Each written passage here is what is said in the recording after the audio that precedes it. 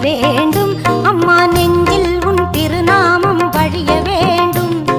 கற்றதெல்லாம் மென்மேலும் பெருக வேண்டும். பாடும் கவிதையிலே உன் நாமம் உருக வேண்டும்.